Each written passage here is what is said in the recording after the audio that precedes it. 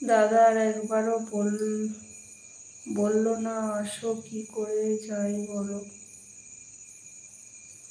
আরে কিচ্ছু হবে না, তুমি চলে এসো বলছি, কিচ্ছু বলবে না। তোমার কর্তব্য তুমি করো। তোমার মামাকে দেখতে আসলে তোমার আবার দাদাকে বলতে হবে? তুমি আমার দিকে দেখতে আসছো যে বললে তবে আসবে?